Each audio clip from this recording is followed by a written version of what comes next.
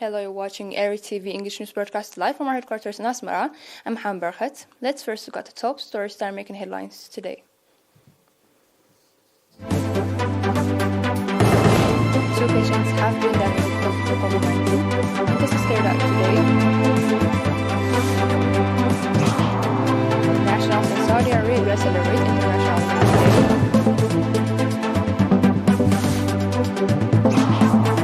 Venezuela releases imprisoned Americans after talks with US. Gunmen kill at least 57 people in Nigeria.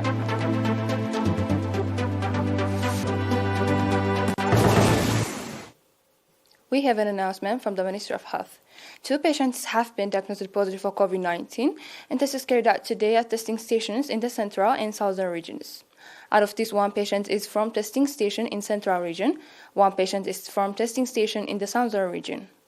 On the other hand, 5 patients who has been receiving medical treatment in a hospital in the central 2 and northern Red Sea region 3 have recovered fully and have been discharged from these facilities. The total number of recovered patients has accordingly increased to 9,613, while the number of deaths stands at 103. The total number of confirmed cases in the country to date has increased to 9,718. Ministry of Health, Asmara, 9 March 2022.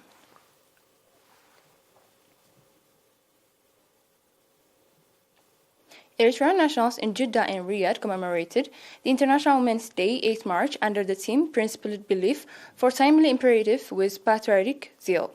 Speaking at the commemoration event in Riyadh organized by the National Union of Eritrean Women Branch, Ms. Elsa Kidana, head of the union branch, indicating the proud history of the Eritrean women called for strengthened participation, for total emancipation and empowerment of women.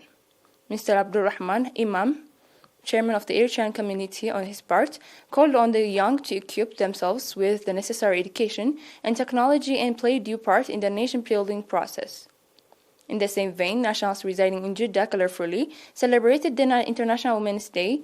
The presence of Mr. Abdulrahman Usman charged the affairs at the Eritrean embassy and nationals residing in that city, indicating that the theme of the commemoration, Principled Belief for Timely Imperative, reminds and shoulders the timely responsibility of women. Ms. Noura Haj Ali, head of the union branch, called for strengthening organizational capacity and participation in the national affairs. The event was highlighted by cultural and artistic programs as well as exhibitions.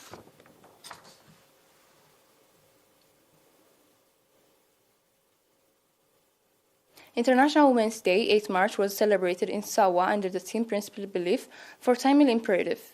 The commemoration event, in which students of the 13th round of the Vocational Training Center, students of technical school, as well as staff members of the Sawa National Service Training Center took part, featured sports and general knowledge competitions, as well as cultural and artistic performances. Indicating that Eritrean women is symbol of perseverance, courage, and heroism, Lieutenant Colonel Temesgen Samuel, Deputy Commander of the Sawa National Service Training Center, said that the issue of gender equality of Eritrean women has been addressed through their sacrifice and hard work.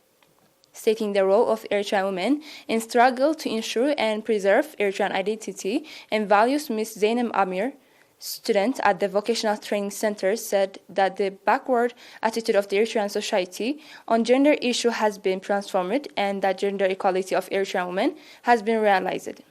Ms. Zainab also presented the official statement of the National Union of Eritrean Women issued in connection with the International Women's Day.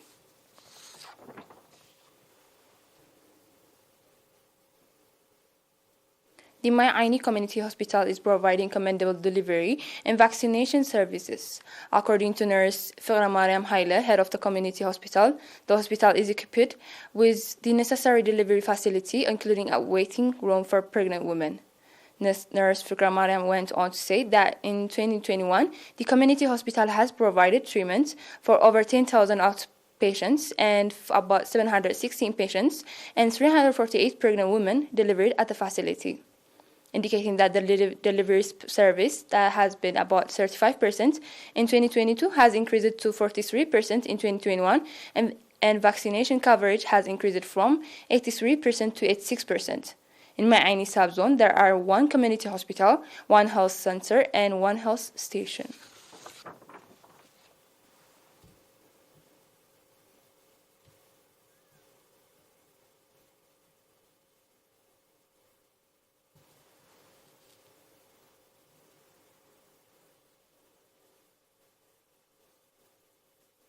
We will be back with international news. Stay tuned.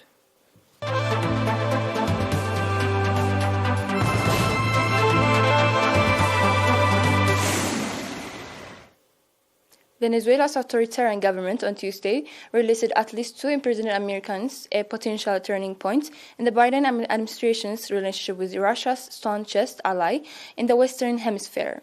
The release followed a rare trip by a high-level U.S. delegation to Venezuela over the weekend to meet with President Nicolas Maduro, part of a broader Biden administration agenda in autocratic countries that may be rethinking their ties with President Vladimir Putin in the aftermath of Russia's invasion of Ukraine.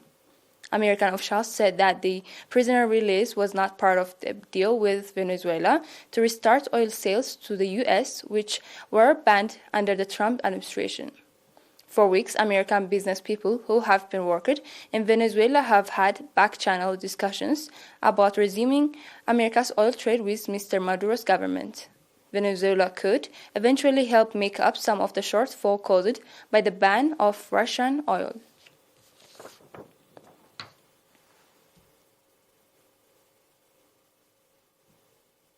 Mourners in northwestern Nigeria buried their dead on Tuesday after a clash between a local self-defense vigilant group and armed gunmen killed at least 57 people.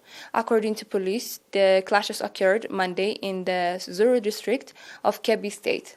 The gunmen were heavily armed and were fleeing military operations in neighboring Niger State when they were intercepted by the local vigilantes. In January, Nigeria's government labeled the criminal gangs as terrorist groups in an attempt to bring tougher sanctions against the gunmen and their informants. Last year, criminal gangs raided a number of schools and kidnapped students in a bid to squeeze more ransom out local communities. Before we close for today's news, let's have a recap of the headlines tonight. 2 patients have been diagnosed positive for COVID-19. This is very up to date. Nationals in Saudi Arabia celebrate International Women's Day. Venezuela releases imprisoned Americans after talks with U.S. Gunmen kill at least 57 people in Nigeria.